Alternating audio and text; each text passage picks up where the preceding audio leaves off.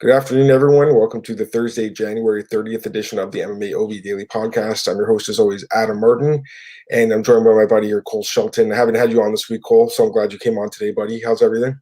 Doing well. How are you? How about yourself? Yeah, I'm okay, man. It's been a tough week. I just got hit with some nasty cold or flu or something, and it's really affected my voice too. So once again, guys, bear with me here, but that's why I got Cole on today because I want him to talk a little bit more too. All right, Cole, so let's get right into it, man. First things first, let's talk about Jorge Masvidal and Kamaru Usman. They got into it yesterday in Miami at the Super Bowl pre-show thing. Seems like this fight's going to happen. And Usman says that Dana White's told him that Masvidal's next, and Masvidal says that it looks like Usman's next. So, I mean, at this point, it looks like this fight's going to happen, man. So I'm pretty excited for it. And what do you think about it? Yeah, I'm glad it's happening. It kind of, to me, like it makes a lot of sense, especially with Edwards Woodley being booked in March. Because even if Usman waited for the winner of that you're not going to fight until like July, August after that. So to fight Masvidal, you're cashing in on the big star the Masvidal is. Even if he loses to Usman, I still think he can be a big star after that. But if he wins, he just becomes a mega star, and then you can even set up that Conor fight and have Conor try to become a 3-weight champion. It just makes a lot of sense. It's a massive fight, Masvidal versus Usman. And really, in the past 2 weeks, Masvidal's really changed focus. Like before, it was I don't really care about Usman. I'm all about Conor. I want biggest payday. But I don't know what Usman did. Now he says like Usman really pisses me off, and I really want to fight him. And now it's just like he doesn't think Conor doesn't talk about Conor. He only talks about how much he wants to beat up Usman. Yeah, that's a great point. It's kind of weird. His focus completely shifted, right? Like they were both at UFC 246, and I think a lot of us thought, Cole, that they would invite, or not, maybe not invite Masvidal to the cage, but maybe announce the fight afterwards. And we never got it. And then soon afterwards, Masvidal said, "You know what? I don't think Conor wants to fight me." And it seems like he's just turned his focus completely to Usman. So I don't know what happened. I mean, like maybe Conor told Dana White, "I don't want to fight Masvidal next," or Dana White's very adamant about this rematch with Habib. I'm not sure exactly what happened, but it seems like Masvidal's just given up on this Conor fight for now, and he's chasing Usman, and Usman's chasing him. So to me, it's a good fight. It's a great fight. It makes a lot of sense, Cole. Like if you look at the rankings, it just makes sense. Masvidal is obviously the hottest guy in that division. Usman is the champ.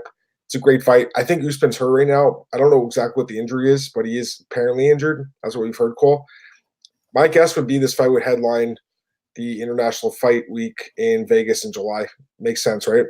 Yeah, I think that makes a lot of sense, and I think it might not even headline because you could have maybe that Cormier Miocic trilogy there. Like it could be like a 2-3 fight, like a triple title fight again. But yes, it makes sense beyond that June, July. Like I think that's when you're kind of doing because it would not be in Brazil in May, and that's just I think June, July is when it's going to happen. Yeah, I think so too. And hey, we forgot about Conor in that conversation too. I mean, he could fight Habib potentially in that car. I doubt it though, Cole. That's the thing that I hate about this whole Habib rematch because you know Habib, he doesn't like. I love Habib. He doesn't fight that often. Like, he usually takes breaks between his fights, right? Like usually 6-month breaks. So he might not fight until like September, Cole. So it's possible Conor's gonna be waiting a long time, which is just dumb for the UFC. But if they're really adamant about getting this rematch, I mean, first off, we've talked about this, Cole. There's no sure thing that Habib's going to get by Tony Ferguson. So the UFC is really, I don't know, they're putting all their eggs in one basket here. The only other thing I can think of is Nate Diaz going to get the fight with Conor? Are they going to do that trilogy fight? Because I've seen some speculation out there, some people saying that could possibly be the next fight. To me, that would have been the fight if Conor had lost to Cowboy Cole, but the fact that he won, you can pretty much book him against anyone. So I don't know. And we got a couple comments here. Anthony LDS, Masvidal will get his ass kicked. I don't know. I mean, Usman versus Masvidal is a pretty competitive fight, I think, man. I mean, Usman obviously has the wrestling, but Masvidal is no slouch in that department. And striking-wise, Cole, I mean, I would give Masvidal the edge, but definitely an interesting fight. I mean, there are betting odds out there. Let me pull it up for a sec. They are out there. Well, that's the thing. Masvidal is not a terrible, like, he has pretty, like, okay takedown defense. He might even be able to stop some of Usman's, but yeah, that's the thing. If Usman can hold him down, like, I think Masvidal, he's a strong guy. Like, I think he might even be able to get up on the feet. He has the advantage. I think it's a closer fight than a lot of people think, but I agree. The odds right now are actually more lopsided than I thought, Cole. They're minus 260 for Usman and plus 200 for Masvidal. Those will change, though, once the fight's officially announced. People will come in on Masvidal. At plus 200, you have to take Masvidal, I think. I mean, those odds, to me, look a little – they look really off, Cole. I mean, you got to agree with me on that, right? Before you even said the odds, I was kind of thinking in my head, I'm like, what would I probably bet? I'm thinking, like, minus 150, minus 160 Usman. Like, Yeah. And not even much plus money on Masvidal. Like, I'd only think like Yeah, plus I agree, 120, plus 125. Yeah, these odds they're from Bet Online, which is like an online sports book. Once the real guys in Vegas start putting the odds out, Cole, they can't give away plus money on Masvidal because people are going to be betting on him like crazy. I got a comment here from Kevin Scott. Thanks, Kevin, for the comment. Usman's injury is a small ligament issue in his hand. He says he shouldn't keep him out too long at all. That's good. I still think July makes sense because March it's booked. That card's got the 2 title fights. April is Habib, that's booked. May is in Brazil. You're not gonna do it in Brazil. June, though, it's possible. I mean, because June is usually Chicago. They usually do that card for a pay-per-view in Chicago. I guess you could do Usman versus Masvidal there. I just think it's too big of a fight. You got to save it for Vegas, I think. But we'll see what happens, Cole. The good thing is it does look like there's some progress being made here. By the way, what do you think of the whole run yesterday? Do you think it was staged? Because I saw a lot of like NFL guys saying like it looked so like fixed and stuff. What do you think, man? I just don't think they like each other, and that's what you get when you have fighters. Like, Masvidal is as real as you get. Like, if he doesn't like you, he's gonna tell you. Like, he's not gonna be the one to like act on stuff. Like, he's not gonna be putting on a show. Like, he's just a real dude. I think it was kind of real, but I think to the NFL guys, like, they don't know how much how much they actually don't like each other. Yeah, one of the guys that posted the video was like, I don't follow the UFC, but apparently these two guys are really big names, but the whole thing looks staged. And it's like, if you don't even know who they are, then maybe you should make comment about it. But either way, it was kind of funny, Cole. You know, they're just being held back and stuff. It is what it is. They're just trying to build heat for the fight, man. I can't blame them. All right, let's move on to next thing here. Kamaru Usman, Cole.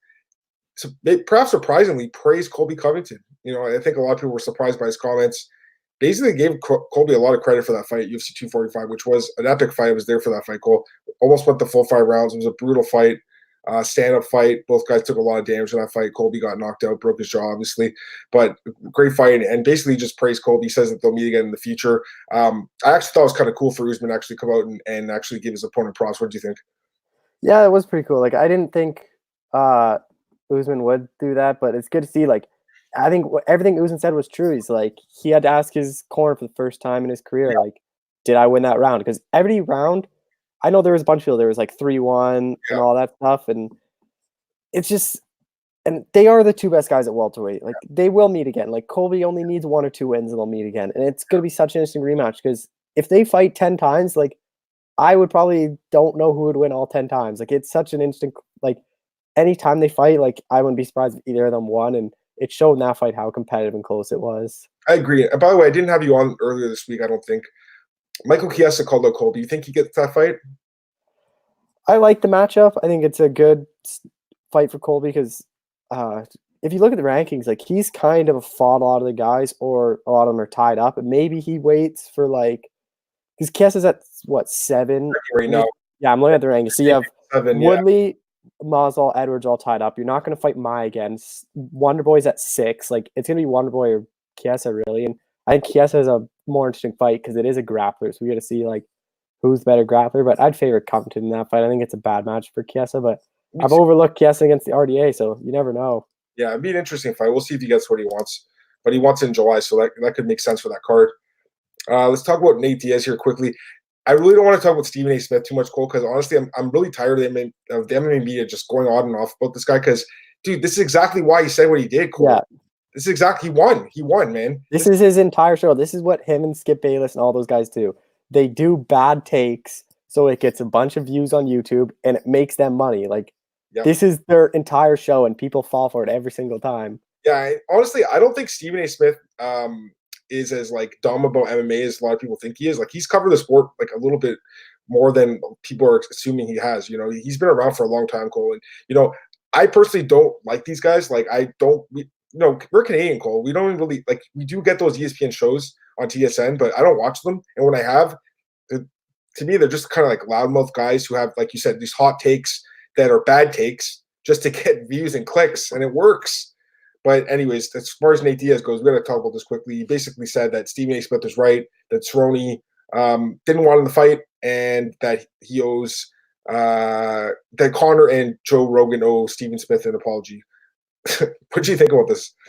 Conor will never apologize. Rogan doubled down on his podcast with, I forget, he's had 3 straight MMA ones. I don't know if it was Edgar or Usman, but he basically said he doesn't know MMA. He's wrong. Like, what do you think about Joe Rogan? Just give me your honest assessment of him. As a comment, like, he's obviously a legend in the sport, what he's done for the sport. is awesome. Like he brought it. Like he is such one of the most notable guys in the sport. But lately, like his commentary, he seems like he has an agenda going into the fight, and he won't change his mind even if the opposite's happening. Like that entire Cyborg Spencer fight, he's like, "Oh, Spencer's doing so well because they didn't want Cyborg to look good." There's just a lot of things where he thinks someone's going to win when they aren't winning. He still says, "Oh, they're looking so good in this fight." So I don't know, but I don't think the UFC will ever get rid of him just because of how much he's done for the sport. But I don't know. He's already toned back a lot. Like he only does US pay-per-views. So he only does like 8-9 shows a year. So, but he's still one of those guys that whenever he's on the mic, like everyone knows, oh, that's Joe Rogan's voice. Yeah, I mean he's famous. Obviously, his podcast millions of views. I've mentioned this in the past couple of years. Probably, I just think that he doesn't care as much about the sport as he used to. I know he still obviously talks to fighters and he does a good job with that. But I don't know, Cole. He's kind of like taken on like a different persona now. I think he's like way more political than ever, and that's really not like my cup of tea personally. So it is what it is. But I mean, the guy's killing it. He's making a ton of money. He's extremely famous. He's more famous than pretty much any fighter, I think, at this point, besides Conor. Maybe he's even more famous than Conor Cole. Like everyone knows who Joe Rogan is. So like good for him. But I just feel like I think there's better guys out there that can do a better job as far as the commentary goes. Like a few years ago, they had Brian Stan doing it. Brian Stan was an incredible commentator, and they let him go. Or he left himself. He's like, you know what? I'm not making enough money. I'm going to go back to school and do something that I can make more money at. I think he did an MBA or something like.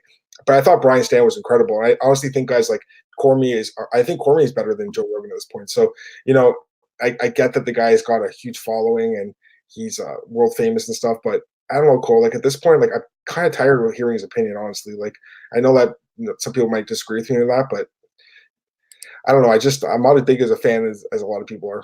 Anyways, I really don't want to talk about Stephen A. Smith anymore, just because, man, like the whole MMA media has been talking about this guy all week. It's just like let it go, guys. Like let it freaking go. Like come on, there's so many other guys to talk about. All right, let's move on here. Frankie Edgar. I think you did the article on this one, Cole. He's got one fight left in his contract. I think he resigns with the UFC, man. I think he's a lifer. What do you think?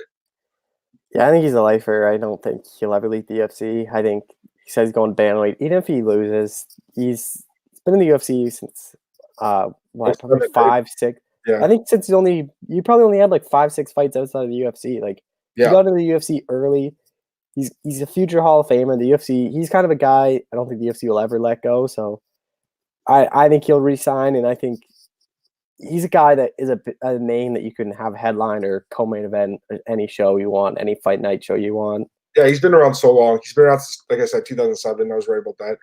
And you were right too. He had 6 fights before that. His first card was 2007, UFC 67, Anderson Silva against Travis Lutter. That was the main event on that card. He fought Tyson Griffin in one decision. So he's been around forever, Cole. He's been through so many different eras of the UFC, and now he's still fighting, and he's fighting as a bantamweight. I think he is a guy who's a legend too. He'll be in the Hall of Fame one day. But there's a lot of guys that will test the water and go to Bellator or PFL or One or whatever. I just can't see that happening with Frankie, man. I think the UFC will keep him in tow. They like him. They always give him big fights. Maybe not if he deserves it or not, but I think he'll stick around, and I'm curious to see what happens at 135. I still think the decision to give him that short notice fight with Chan Sung Jung was such a stupid decision all around by everyone. The UFC, him, Ali, just an awful decision. They should have got Calvin Kattar or Shane Burgos to fight the Korean Zombie instead, Cole. It just never made sense to me, and now you screw like Corey Sandhagen doesn't have a fight booked yet, does he? Nope. And that rally card, like, unreal. It really needed that because it took a big hit when that fight came off. Because that card was looking like a really good fight night card. Those 3 top guys. There was like a guy like Jamal Hill versus Darko Stosic should never be on a main card. Like that's not a main card fight. So I agree with you completely. Darren Till, he's not going to be fighting at UFC London. He's not. I don't think he's going to fight at UFC 248. Like it's kind of weird because Dana said that he like tore his ankle or something, but Till said he's fine. He said he's training. I don't know what happened, but he's not fighting Cannonier. Is Cannonier still on that card or no? Right now, he doesn't have an opponent because what's going on here? Whitaker pulled out, Till pulled out. So maybe at this point now, maybe the UFC just says, "Hey, stay ready. If we find the opponent, we find the opponent, but make weight. And if Romero misses, you're in for the title shot." That's probably what's going to happen with Jared. But yeah, but that really. Huh? Cole, you still there? All right. I don't know what happened to Cole, but I'm still here. All right. Let's talk about the next thing here. Rafael Lovato Jr. Let me boot Cole out of this one. Remove from stream. See if we can get it back in here. Sorry, guys. I don't know what happened to Cole's thing. Cole, you there? Hello? Yeah, you dropped out for a sec. Really? It said it showed me I was there the entire time. It drops out. It's you that dropped out this time, bud. All right. That's weird. Finish your sentence. What were you saying? Yeah, that pay-per-view would have been amazing with Canada, like that 2 title fights at Canada Whitaker, Canada Till. Like that fight was a good lead-up fight to title fight. So maybe they do Canada gas them. Maybe I know Gas is coming off a loss just to keep them busy, but Canada needs to fight again. He hasn't fought since September. Like now, if both Whitaker and Till out for a while, like he probably won't fight for a while then. Yeah, no, I agree with you on that one. All right, let's move on to Rafael Lovato Jr. So he actually did an interview, I think, with Joe Rogan, if I'm not mistaken, Cole.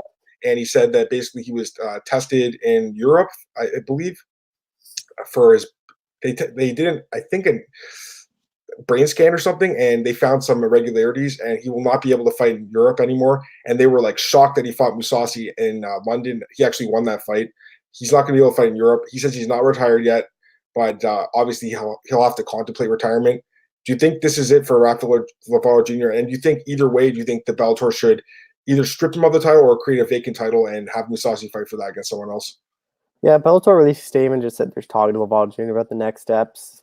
I think they have to strip him. Like, he hasn't fought. That fight was in, what, June? July? It was in the summer. Yeah, it was a while ago. Yeah, and he doesn't know when he'll even be able to fight, if he will again. He said, Europe's already ruled me out. He goes, I have to get more brain scans in North America, see if I can fight here. I don't know if any commission will let him fight now that there's some brain condition, because no, you can hide little leg injuries, but you can't hide a brain injury, because that's how, like, you can die easily with a brain injury. Like, he says it's not serious right now, but I don't know if we'll ever see him again, because you have to put your health before it. It's really not worth the risk of losing your life or being really seriously injured, and like, who knows what could happen from this brain injury. So I think he doesn't fight in. I think Bellator has to strip him, and you do Mousasi versus someone for the vacant belt. Yeah, and it'd be disappointing if he does retire, because I mean, Cole, 10-0, never lost a fight and beat Mousasi in his last fight to win the title. So that would be very disappointing if this was the end of his career. But like you said, Cole, you got to put your health first. And if it's a brain injury, I mean, that's extremely serious, of course. So I don't know. I mean, I think they might do a vacant title first and just kind of wait it out with Lovato, and then he could unify the belt. Or sorry, not a vacant title, interim title for now. But Bellator doesn't really do interim titles either, right? Like, they typically don't do them. So maybe they'll just strip him, man. It's hard to say. But yeah, definitely it sucks for Lovato Jr. He's a good fighter, and definitely disappointed when I heard that news. All right, let's talk about some fight announcements here, Cole. I got a really good fight for you, man. Cody Stamann against Raoni Barcelos, UFC Columbus. What do you think of this one? Yeah, I really like this fight. I thought, surprised Stamann's getting a guy like this. I thought he'd get a bit higher up in the ranking, especially after the draw to Song Yadong, where a lot of people thought he had won the fight. So I'm surprised he's fighting, because Barcelos isn't ranked, right? Like, I don't think he is, but he's really good. I mean, he is really good. That's why I'm surprised Stamann took this fight. Like, I'm surprised. Yeah. This is a risky fight for Stamann. Yeah, he isn't ranked, because Case Kenny and Marlon Vera are the bottom two guys. 14th or something? 15th? Stamann's 11. Wow, okay. That's why I'm surprised to have. Stamann's experience, he's good. Barcelos hasn't fought a lot of those top guys. It's going to be interesting to see if he is legit when he fights Stamann. I think it's a really close fight, and it's a really tough one to call. Yeah, it's a great fight. I love this matchup. This card's actually looked really good, Cole. I don't know. It's hard to say, right? Like, I've been really impressed with Barcelos, man. Like, he's looked amazing. 4-0 in the UFC. Stamann's looked good too. 4-1-1, so he's solid as well. But I don't know. Barcelos is something special, man, in my opinion. He's just a little bit older than, like, a lot of these guys. He's 32, so it's a little bit older for that division, but he's solid, man. So definitely a great fight. Love the matchmaking here, even though I'm with you. It's kind of risky by Stamann to fight a guy who's ranked lower than him, but it's a good fight either way. And the other one here is they added one more fight to UFC 247, Cole. Austin Lingo against Youssef Zalal. I don't know too much about these guys, but I know that they're pretty highly regarded prospects. Any thoughts on this matchup? Yeah, I've talked to Austin a couple times. He's a Fortis guy. Fortis, anyone, when I talk to Fortis, like Diego, Jeff, they all say, even Miles Johns, they go, this guy's a future champion. He's probably one of the best guys in the gym. Everyone's been saying it's just a matter of time. Safe said even after his first or second fight, Safe said, this is the best I've ever seen someone look this young in their career. He has a lot of props going into this fight. Guys comes from a good gym. I know Zalal, I think he was LFA champ, or he was right there for an LFA champ. It's kind of weird to see the UFC sign two prospects, not off the Contender Series, just straight up and have them fight. So it should be an exciting fight to open up the card, though, and short notice because Vera versus Jimmy Rivera fell off. Yeah, that sucks. I was looking forward to that fight, but yeah, you're right. It's just there's a law though. Overall, his record's decent at 7-2. He's young. He's only 23, but Cole, he's just 1-2 in his last 3 fights. Like, especially considering he didn't fight the Contender Series, I'm very surprised they signed this guy. Like, I know he's pretty highly regarded and he had some good wins in LFA, but Cole, seriously though, like 1-2 in his last 3 fights, just surprised he got signed. And Lingo, he's 7-0. He's perfect record. He's a Fortis guy, like you said. He's coming off LFA wins too. So both these guys are LFA vets. That's the way to get in the UFC these days. You fight an LFA, you fight the Contender Series. Interesting fight. Really have to do more research. I can't give you guys too much of an opinion about this. Kevin Scott, Canier was a backup last 185-pound title fight too. Guy can't catch a break. Yeah, and quite frankly, he probably should be the one fighting for the belt because he does have a win streak at 185, whereas Romero's on that 2-fight losing streak. But Romero is ranked higher. Romero is, I think, a more dangerous fight and a more interesting fight, but Canier is extremely underrated. I mean, I've underrated him. I know you've underrated him too, Cole. Like, he's just an underrated guy. But I think a lot of us, especially you, Cole, I know you're really high on him now. So the guy's really solid. If anyone has any last questions, throw them in here and we'll answer them. Cole, is there anything else you want to talk about today? I obviously didn't get a chance to talk to you about the UFC card on the weekend or the Bellator card. If you want, we can talk about that really quickly here. Any takeaways from the UFC card? Yeah, Cyborg looked really, or UFC. Cool. Either card's fine. Yeah, go either ahead. card. I'll just briefly do both quickly. The Cyborg looked really impressive. Darren Caldwell, I think he's a real threat in this thing. Him versus McKee. I thought the fight to make, or the most fight I'd be excited for was McKee Borix, but after seeing them face off and thinking about it, like, I'm really excited for McKee Caldwell because McKee's never fought a wrestler like Caldwell. So it's gonna be really interesting. Other than Bellator, Aaron Pico's knockout, that really impressive. I hope Bellator doesn't throw him back into like the Henry Corrales' range of the featherweight division. Like, keep building him up. I wouldn't even be mad if they find a guy lower ranked than Daniel Carey. Like, not as like, he's still only 5-3. He needs to string together like 3-4 more wins before you start putting him back up there. As to the UFC, if you would have told me Blades wouldn't have got a single takedown and the fight ended in the second round, I would say JDS won by knockout. So to see Blades do that without using his wrestling was really impressive.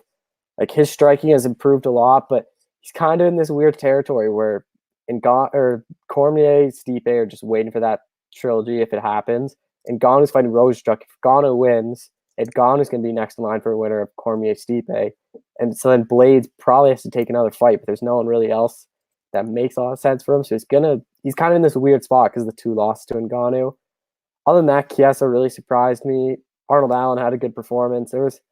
I still think the Bellator card was better, and I think I ended up watching I watched both. I watched Bellator on my laptop, but I was more tuning into Bellator. I think it was a better card, but there were some good performances on both cards all around. Yeah, Cole, there was some good fights this weekend. I'm with you, man. I wasn't even sure about Caldwell. I honestly wasn't buying him too much, especially after losing to Kyoji Horiguchi twice. My God, he looked good, Cole. He looked amazing in that fight. Honestly, I'm the biggest McKee fan. I think he's the best prospect in the sport. I think he is a future champion. I think he'll hold that belt for a long time. I think Caldwell has a chance to beat him. I really do. 100%. I think so too. Yeah, we've never seen McKee been tested with wrestling. We don't know what his wrestling defense is like. So he just starches everybody. Like, it's gonna be interesting if he can't stop the takedown. Caldwell's just gonna ride out a decision win. I agree completely, Cole. It's an interesting fight. That whole tournament is crazy. The other side of the bracket, what are the other fights? It's Patricio Pitbull versus Pedro Carvalho, and I think and then it's going to win that fight, obviously. And the other fight is Emmanuel Sanchez versus Weichel. That fight's interesting. It's a rematch, obviously. I think it can go either way. I think it could, but I think Pitbull comes out of that side of the bracket no matter what. The one thing I'll say, Cole, I don't understand these guys who are like, oh, Pitbull took the easy side of the bracket. He took the easy fights. Why wouldn't he? Of course he did. He's the champ. You get paid more when you're the champ, and then you have a better shot of getting $1 million at the end. Let me ask you a question, Paul. If you were in that tournament, who would you have picked if you're Pitbull, you got to pick anyone you wanted, who would you have picked? I'd pick Carvalho too. I'd pick Carvalho or Weichel probably. I would have stayed away from McKee, Borix, Caldwell. Actually, I might have picked who McKee. His name's slipping. McKee beat in the semifinal. Who picked McKee? What did you say? Who's the one that picked McKee? Because it would be for me. It'd be It's Carvel. Campos. Yeah, Yeah, it'd be Carvel or Campos probably. You know, there is some strategy to that because, like, he wanted, if he beats him, he's obviously beating the best guy in that bracket. So I can see the strategy to it, but that was a tough fight for him, man. And Campos, I think, was one of the weaker guys in that tournament. He's a decent fighter, but he's not amazing by any means. But yeah, I love the tournament. By the way, we should mention this. Scott Coker has talked a little bit about a possible featherweight women's tournament. What do you think, man? Like, I don't know, because I don't think there's so weak. And he also mentioned, her next opponent could be Arlene Blencow. Who the hell wants to see that fight? Yeah, like that's the thing. Like, I wish only Bellator or UFC, like they both can't have featherweight division because I know UFC only has like 5 fighters, but at least there's 5 more fighters in one division. Like have Felicia Spencer, have Megan Anderson. I know Cyborg beats them, but it gives them more options. Like you have Arlene Blencow, you have Katz and Ngannou. After that, what are you going to do? Julia Budd rematch, and then what? Leslie Smith again? Like, there's not a whole lot of fights for Cyborg. Yeah, Katz and Ngannou is, I guess, the fight, but I think she needs a tune-up fight, Cole. She hasn't fought in a long time. Her last fight was on the card where Nunez knocked out Cyborg, UFC 232. So she hasn't fought in forever.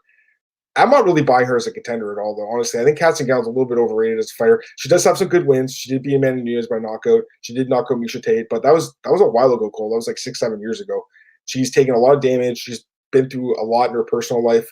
I don't think she's the same fighter she once was. I think Cyborg smokes everyone in Bellator, man. It's a good spot for her. She's going to make a shitload of money, and she's going to knock a lot of girls out. I'm just disappointed she's not in the UFC anymore, Cole. Honestly, like it's just Dana White's ego got in the way once again because. Cool. How bad do you want to see Amanda Nunez versus Cyborg 2? I want to see that fight so bad. Yeah, I'd be really excited for that fight because I think that fight can go. I think Cyborg can win that fight because I think Cyborg didn't fight smart the first one. She went for a brawl. She's the more tactical fighter. I think she can have success. And then if Nunez beats Cyborg again, there's no doubt in anyone's mind because some people still think Cyborg's one of the best ever, if not the best. If she were to go and beat Cyborg again, you're 2-0. You're hands down. There could be no argument of who the greatest of all time is. Yeah. No, I'm with you on that one. What else happened in that card? Your boy Curtis Millinder got a win. That was nice to see. Yeah, it's gonna be interesting to see what happens with him. I know he's been vocal about it. He thinks PFL is a good option, $1 million. He said if Bellator offers me MVP, I'm going to stay and fight MVP. I don't know if the UFC will re-sign him. I think, but even if he goes to PFL, like PFL's handing out pretty good paydays too. So it's gonna be interesting to see what happens with him. If I had to guess, I think he probably stays in Bellator. Yeah, and I saw that Chamakor Sandu, he's posted PFL job opening. So they're spending money, man. Like they're hiring social media guy, marketing director or something like. So they're spending money. I think they're going all in for this third season, Cole. Yeah, me as well. Yeah, this is it. Because like if they don't make money for their investors will pull out, I believe. I like PFL. I know you do too, Cole. It's just nice to have a different format. It's just. We all love the UFC, Cole, but I do think the tournament format, there's some merit to it. Like, you have to win your way to the championship. You just can't be gifted a title shot like in UFC. So I do like what the PFL is doing. Let's get this question here by Kevin here. Any thoughts on tomorrow's LFA card, next week's Invicta? Miranda Maverick's fighting in the Invicta co-main event. She is legit. Jin Yu Frey is in the main event too. We could talk about this right now if you want, but I guess we could wait till the odds come out. I don't know if Elevate will have odds, but Invicta for sure. Any thoughts on this Elevate card, Cole? Miranda Maverick, that's a name I've been hearing for a while. I think she's 1 or 2 fights away from the UFC. She's really good. Jinhoo Frey, she's always exciting. She's a really good fighter. It's LFA. I just haven't gotten into it just because we were never able to watch it in Canada. I know that's where a lot of top prospects come. For the longest time, it was on Access TV. Mm-hmm. Access TV isn't a thing in Canada, so for years you can never watch. I know it's on Fight Pass. If I'm around, I try to watch LFA, but it's not something like where the UFC were all like, I won't make plans so I can watch it. See, Cole, when you were like a little toddler in your diapers, I was watching Access TV, man. And I used to be called HDNet. And Mark Cuban, I think, owned it one time. And they had some really good fights on that show, man. They used to have Dream. They used to have MFC, which was a big promotion here in Canada. They don't have that anymore. But it was cool to watch, Cole. So, yeah.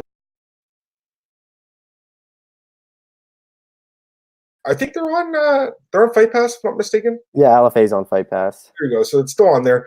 I'll be honest, guys. I don't watch that much the regional stuff these days. There's so much MMA to watch, and I'm so busy that it's very hard to watch everything. But I definitely keep up as much as I can. But yeah, as far as the Invicta card goes, Kevin, Jinyu Frey versus Ashley Cummins is an interesting fight for sure. Jinyu Frey, like you said, Cole, if they ever do an atomweight division, I think she'd be brought in immediately. Oh yeah, she could definitely be a contender. And I think actually, wasn't one of your like bold predictions, hot takes, 105-pound division? I think it happens. Like yeah, whenever I talk to Winklejohn or Michelle Watterson, they always say it's getting more like talked about. If I heard Michelle Watterson told me too that she heard that if Tough was coming back, it was for an atomweight division. So it seems like the UFC's interested in it. I think the UFC, if they get rid of the women's featherweight division, I think that's what I don't get.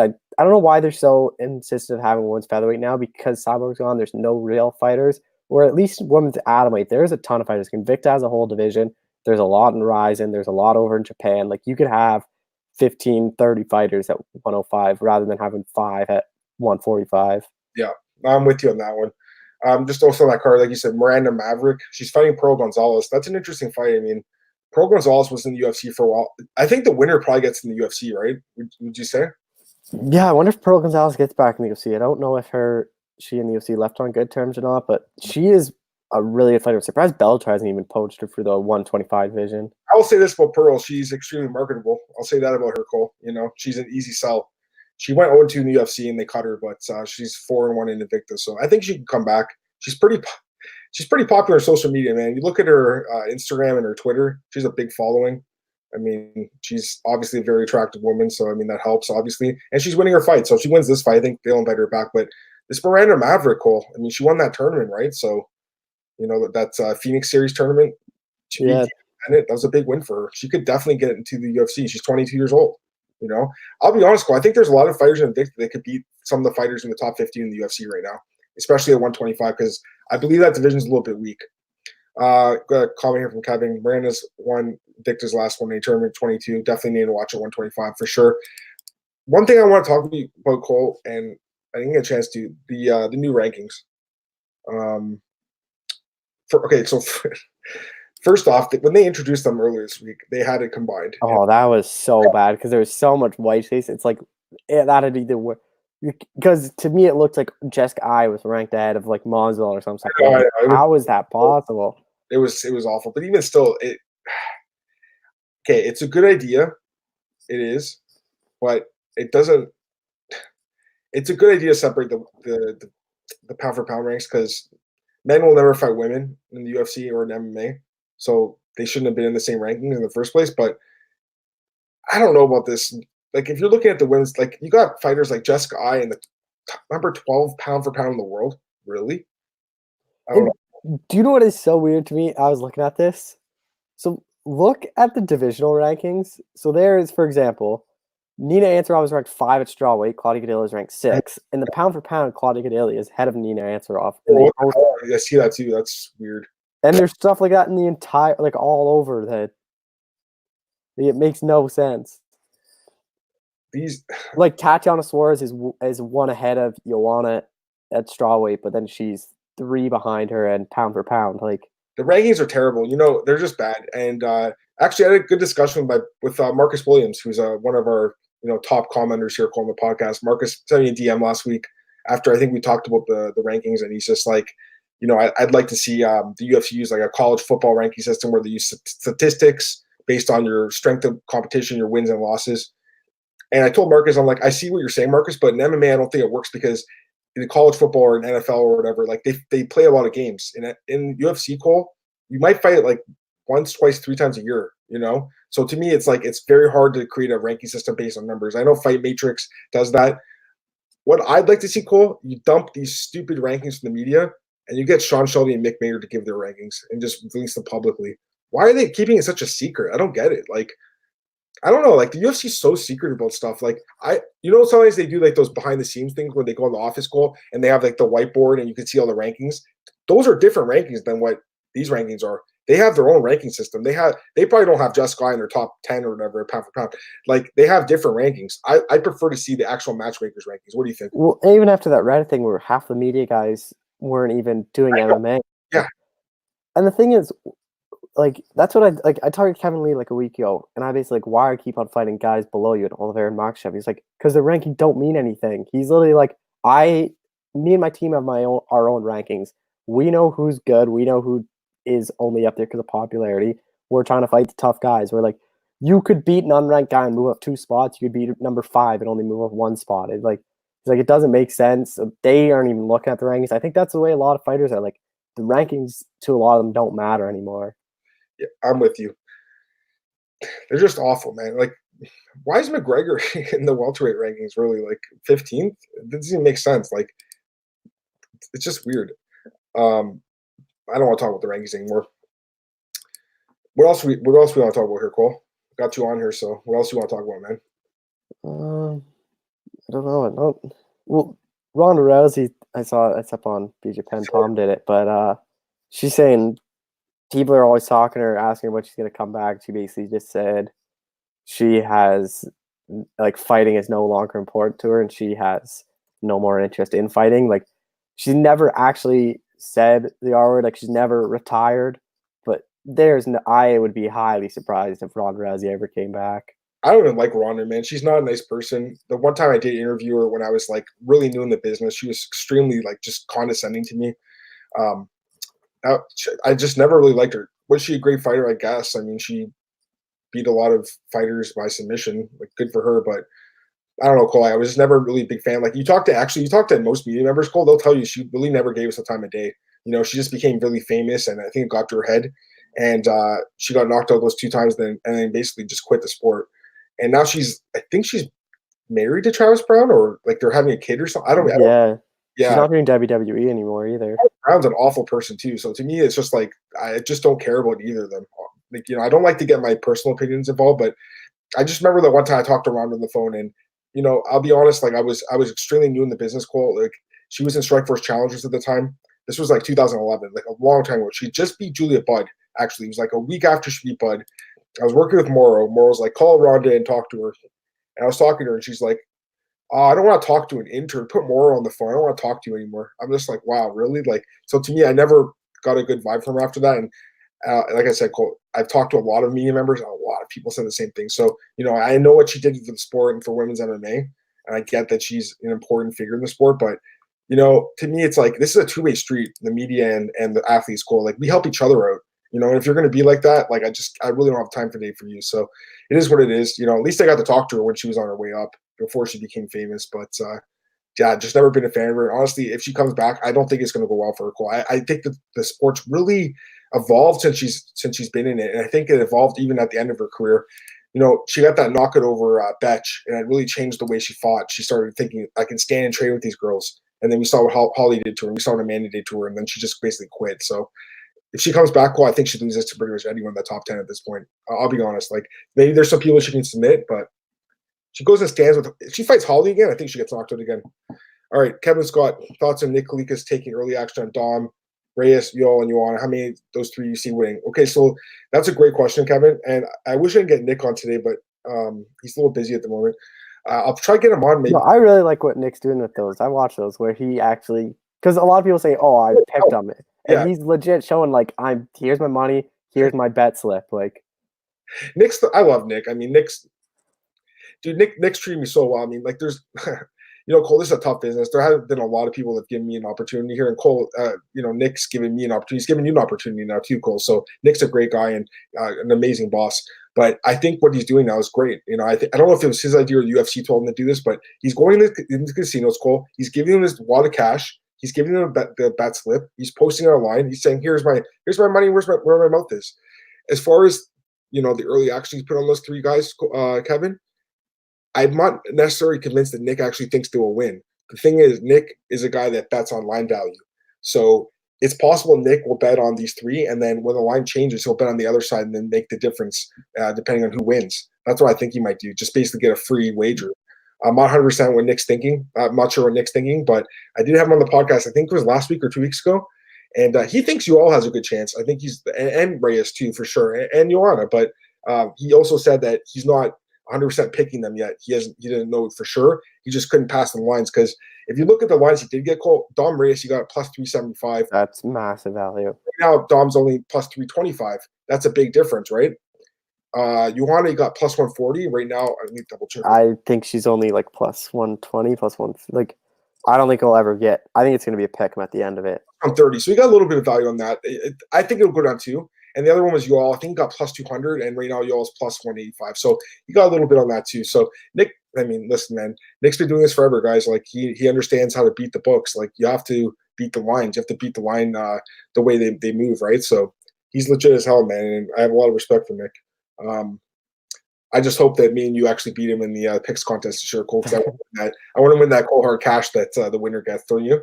Yeah, that'd be nice. But back to like Kevin's question, those three winning, I think in order of just, I don't know if any of them win, but if I were to say my confidence, I'd put Joanna as my most confident to win, then Yoel, then Dom Reyes.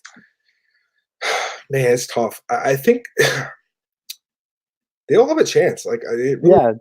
They all have a chance. Like, and that's why I think Nick put some money on them because he does think they legitimately have a chance. How many of those three do you see winning? You know what, Kevin? I don't know who I'm going to say, but I'll say one of those three wins. I don't know who it's going to do. I think one of those three will win. I'll be honest. I don't think it'd be that shocking if Dom Reyes wins next week. I think he has a chance, but it's just hard to pick against Sean Jones, Cole. You know, if there's anyone else in that division, if there's like Dom Reyes against Anthony Smith, I'd pick Dom Reyes. You know, so it's just one of those things where he's fighting the GOAT, and it's a tough matchup, but he could win. Yoel, we've never really seen. Actually, I had a guy comment, I think it was here or maybe on my Twitter. Basically, I said, actually, no, it was on Twitter. I wrote an article on MMA ratings, and I said that Yoel is such an interesting matchup because he has that combination of wrestling and knockout power that Israel hasn't fought yet. And the guy's like, well, he fought Kelvin Gastelum as the same like combination. And I'm like, no, like, I'm sorry, but Kelvin Gastelum's a great fighter, and I love the guy. But Cole, who's a more dangerous wrestler, Kelvin Gastelum or Yoel Romero? Romero. Who's a dangerous striker? Romero. Thank you. So, I mean, to me, that's a more interesting matchup. Like, I think Yoel's going to wrestle him, though, man. I don't think he'll stand with Israel. If he stands with Israel, he'll get picked apart because the reach and the distance. And Joanna has a good chance. I got to get your quick thoughts on this, though. The meme with the gas mask. I mean, listen, like, it was stupid, right? Like, but you know, I think a lot of people got up in arms about it. At the same time, though, imagine like one of your family members died from the coronavirus and she posted that, or maybe like imagine one of her family members died. Like, to me, it was a really stupid thing to post. What do you think? Yeah, it was definitely distasteful. I didn't like it. I didn't find it funny at all. I don't find any of those funny at all. Like, whenever anyone does it, I think it crossed the line. And then even her apology was kind of like, oh, I'm sorry, but not really. Like, it did seem like she was really sincere. Yeah. It was a terrible apology. Joanna's changed a lot too in the last few years. You know, another fighter that I think a lot of the fame got to her head a little bit. I believe that she said that her and her long-term boyfriend broke up, if I'm not mistaken, Cole, right? Yeah. I can't remember what happened exactly, but she basically said that was part of why she started going on that losing streak. But it is what it is. I mean, you know, personal problems do come into play. It's MMA, right? So the mental game is so important in this. All right. I think that's it. Anything else? No? No, I think that's everything. All right. Plug your stuff. Twitter at CoolShot91 up on pen right now is Kevin Lee talking about how he still is going to fight Makhachev. And then I talked to Ryan LaFleur, former UFC veteran. He wants to end his retirement. Another guy that's entering his retirement, he wants to sign with PFL. Other than that, all my news and everything else is always on my Twitter. Everything I do. Awesome, cool. Thanks, man. And Kevin said her fiancé cheater broke off the wedding in the first roast fight. That's too bad. But and also, it's that pick because you're high in race or think Jones is fading and taking it easy. I don't know. I got to think about that more. We'll talk about that next week. We'll be back on Tuesday, right, Cole, to break down that. This weekend, there's no UFC, but there is Super Bowl. You got a prediction for that? Super Bowl? I like the Chiefs. Yeah, me too. It's a close match. I think it's a pick 'em right now. I also picking the Chiefs because my dad's a big Niners fan. So I just root for the Chiefs. Get out of here. I just think their offense is going to be the difference. But, I mean, the Niners are really good, too, and they have a good defense especially. So it should be a really good Super Bowl. I love the Super Bowl call. My mom usually makes these amazing wings, and we got the celery with the blue cheese dip and some beer. So I'm looking forward to it, man. It should be a great day. Anyways, you guys can check me on Twitter at MMAOB. This podcast, as always, available at MMAOddsbreaker.com. That's my home. That's the home of the podcast. And that's Cole's future home as well. Also, check me out at bjpen.com. Me and Cole both right there. And then I'm also at MMAratings.net. Wow.